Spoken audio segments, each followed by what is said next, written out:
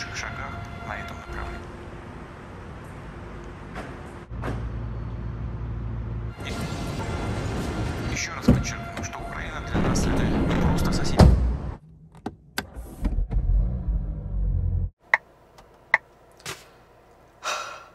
Good morning guys. So, Volkswagen Golf GTI MK8.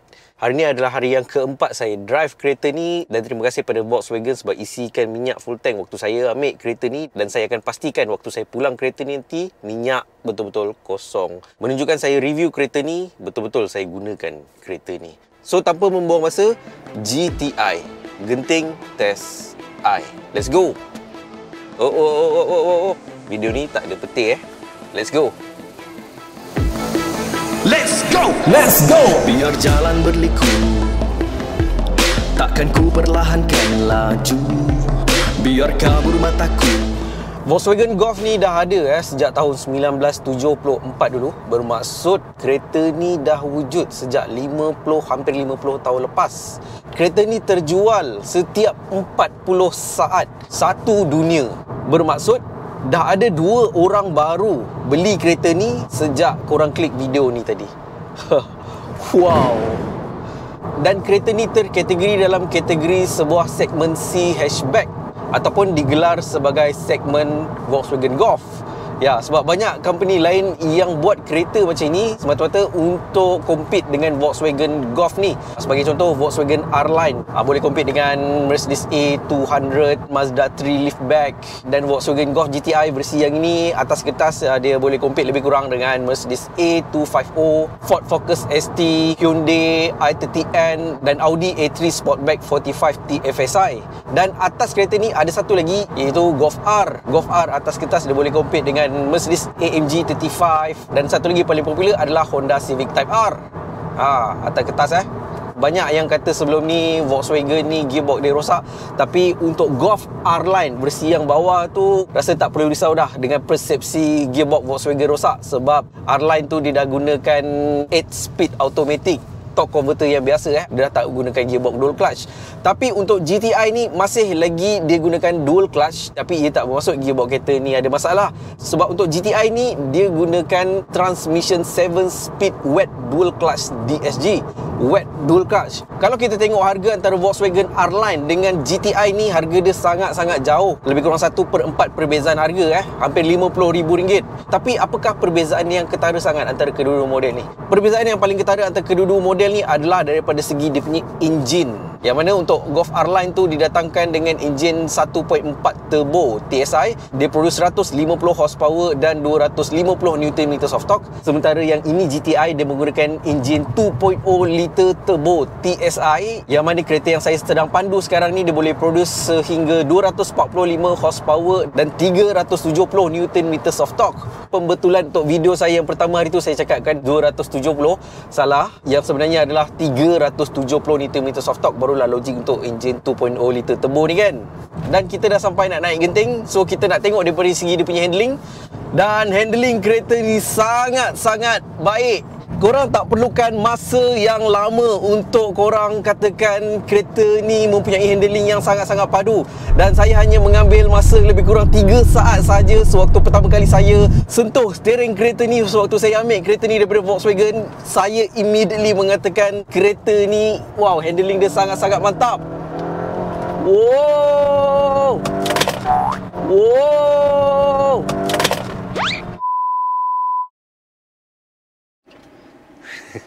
Alah, tak payahlah you nak update story tu tiap-tiap hari. Show off. Angah, nak air?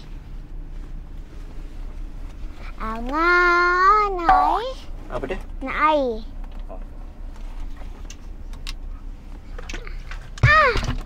Kakak, tengok tu dah tumpah. Aduh. Ayah tak tahu, nanti Angah marah. Ayah tak tahu. Alah, aku minta maaf. Aku tak sengaja tumpahkan air ni. Kakak ni. Kejap-kejap. Nak sedar air tumpahkan air pula. Tunggu kejap lah Tengok tu, dah tumpah macam tu. Siapa nak bersihkan? Alah, kapet. Angah kan Enzo kapet boleh cuci. Ini tak ini juga. Enzo Mat. Shh. Angah nak cakap ni. Okey, senyap sikit Betul juga Enzo Mat. Kalau tertumpahkan air, korang senang je buang je air macam tu. Lepas tu siram, jemur sekejap, terus boleh kering. Dan satu lagi, saya suka sangat premium mat daripada Enzo Mat ni sebab dia boleh pilih macam-macam colour. Macam kereta ni colour biru, trimming dalam.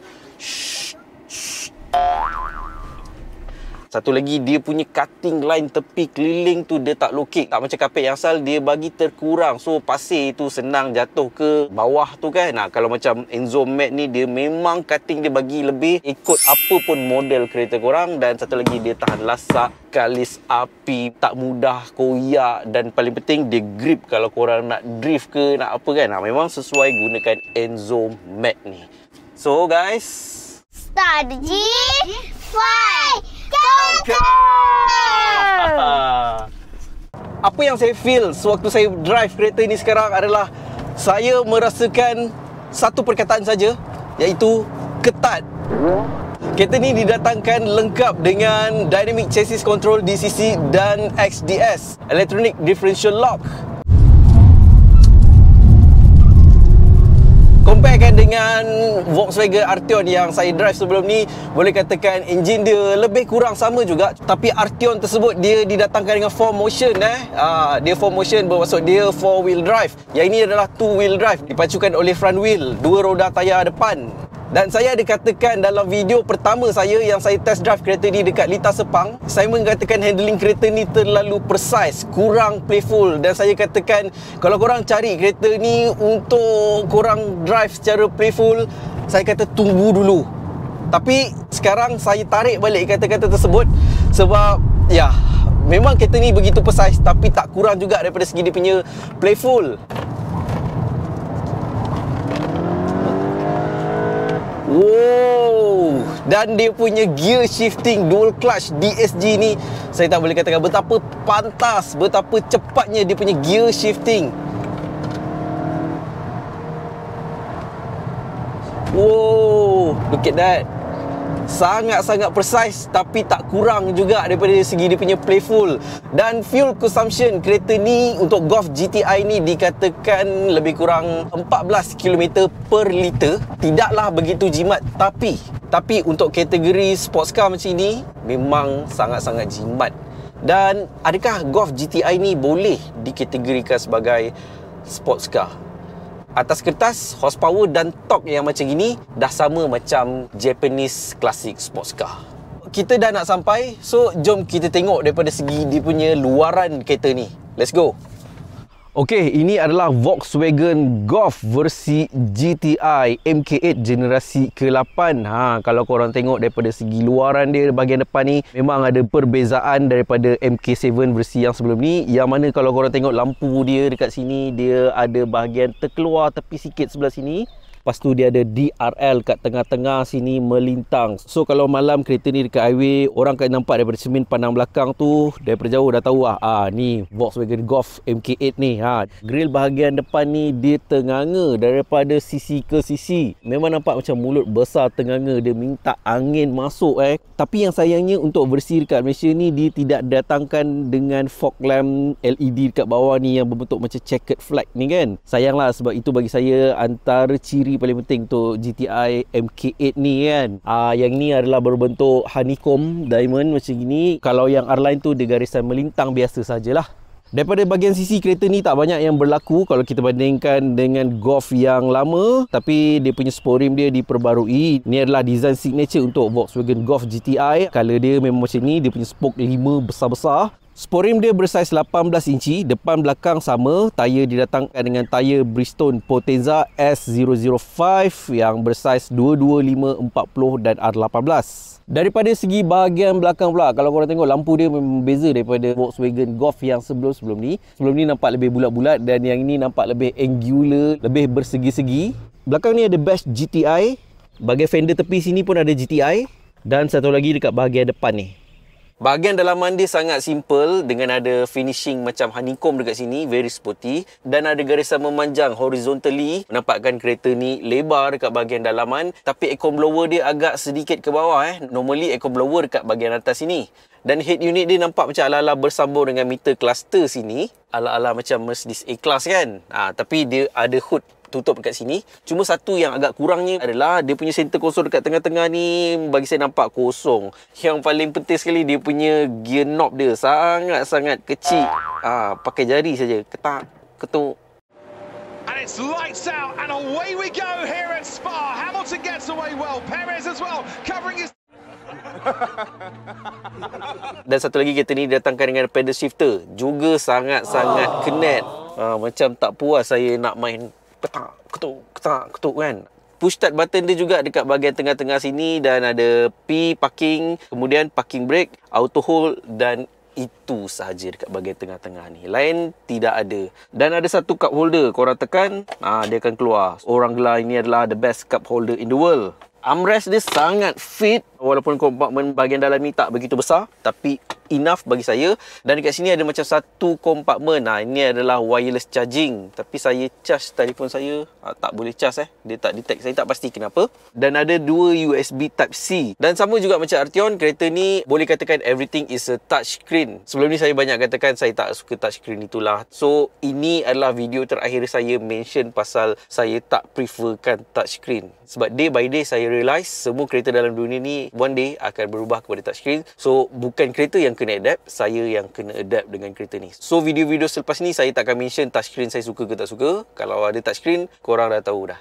Ambient lighting kat dalam kereta ni kita boleh tukar macam-macam colour Berapa banyak colour pun saya tak pasti. Tapi korang boleh tukar ikut preset moodnya. Orange, biru, merah, kuning, apa pun korang boleh pilih. Korang boleh set 3 bulatan ni apa yang korang nak letak. Sebelah kanan ke kiri ke, nak letak power ataupun dia punya meter turbo, G meter, kompas, macam-macam lagi ikut preset korang masing-masing lah. Satu yang pasti saya akan mention sebagai paling favourite saya dekat kereta ni adalah dia punya seat dia. Dia punya seat ni ala-ala Avengers punya uniform dengan colour merah dekat bahagian tepi sini, bahagian belakang. Lepas tu ada bahagian grey. Memang cantik. Cantik dengan benang dia warna merah. And it's lights out and away we go here at Spa. Hamilton gets away well. Perez as well. Wow, cuma satu je kurang, dia tak ada sulam GTI dekat sini. At least dia ada sulam GTI lah kan. Baru lagi nampak menarik. Satu lagi dia punya kunci. Finally Volkswagen tukar pun kunci dia yang lama tu kan. Kunci dia macam ni. Cantik. Steering dia juga sporty dan ada satu badge GTI dekat sini. Untuk versi GTI ni dia colour silver, merah dan hitam. Dan didatangkan dengan telescopic steering adjustment. Dan dekat steering ni ada button kiri kanan, juga touchpad. Tapi korang boleh tekan secara fizikal lah. So ada option. Daripada segi rear seat, bagi saya agak luas juga. Seat belakang dia ni nampak cantik juga dengan kombinasi 3 color, cuma tak ada merah tu kan. Dan dekat bahagian belakang sini dia ada 3 poket, korang boleh simpan macam-macam. Cuma ada center hum yang agak tinggi juga kat bahagian tengah-tengah ni, tapi tak begitu obvious. Dan kat bahagian belakang ni ada aircon blower, ada touch, korang boleh setting dekat sini. Dan ada 2 USB Type-C dekat belakang ni. Seat bahagian belakang ni okey, agak panjang juga dia punya seat. Saya rasa selesa duduk kat belakang ni sebab saya punya pangkal lutut ni agak support juga. Dan ruang seat bahagian bawah sini agak besar, so saya boleh sorokkan kaki untuk saya duduk. Bahagian ruang boot dia, bagi saya agak luas, dikatakan lebih kurang 374 liter. Antara segmen C hatchback paling luas dan seat dia boleh lagi diturunkan secara 60-40 split. Dan kereta ni walaupun berharga 200,000 lebih, tidak datangkan dengan power boot. Kekurangan kereta ni adalah daripada segi dia punya sistem safety. Kat dalam brochure ni ditulis 6 airbag, automatic post collision braking system, bla bla bla, space saver, spare tire, toolkit and jack. Oh my god, 2 tahun saya review kereta. Macam mana aku boleh tak tahu toolkit and jack ni adalah satu sistem safety? So ini adalah kekurangan dia sistem safety. Ya, puji-puji juga. Tapi mana yang tak okey saya kena kritik. Harga 200,000 lebih tak ada ADAS. Tapi korang jangan nilai sesebuah safety kereta tu daripada dia punya ADAS saja. Sebab kereta ni dia mempunyai chassis yang sangat-sangat kukuh. Itu adalah passive safety features. Kebanyakan ADAS bla bla tu semua adalah active safety features. Ada kereta dia ada ADAS macam-macam semua, tapi dia punya body macam tin Milo juga kan. Tapi yang ni didatangkan dengan chassis control dia yang sangat-sangat baik dan kukuh. So ada dua kekurangan kereta ni, iaitu daripada segi lack of active safety system dia tak ada ADAS, dan satu lagi dia punya interior dalaman dia kurang dedicated button untuk setiap satu-satu fungsi tu, dan saya tak berapa suka dia punya gear knob dia sangat-sangat tiny mini. Dan kesimpulannya, kalau korang tengah aim nak beli kereta ni, Volkswagen Golf GTI ni, bagi saya ya, dia ada ciri-ciri yang kita nak. Level of sportiness dia memang cukup baik bagi saya, dengan dia punya power, dengan dia punya handling cukup. Kereta ni bukanlah satu eye catcher kalau korang pergi mana-mana kan. No, bentuk dia biasa je, dia tak akan catch pandangan mata orang. Tapi bagi saya, kelebihan dia adalah daripada segi practicality, yang mana korang ada satu sports car, bila-bila masa je korang nak lenjan, korang boleh tekan, tak kira dekat highway ke dekat track ke kan. Dan dalam pada masa yang sama, korang tak mengabaikan daripada segi practicality, yang mana dia mempunyai ruang boot yang agak luas, ruang seat belakang dia pun luas, interior dalaman dia pun cantik, dan yang paling penting dia punya seat depan tu, oh, dah macam uniform Avengers. So itulah review jujur saya tentang Volkswagen Golf GTI generasi MK8 ke-8 ni. Dan sekiranya ada sesuatu ilmu yang mungkin korang boleh ambil daripada video ni, saya Nas Abdullah, saya hargai sangat-sangat kalau korang dapat bantu saya dengan 2 klik. Klik button like dan klik button subscribe dekat bawah video ni. So akhir kata daripada saya, Nas Abdullah, salam strategi, fight, conquer, bye.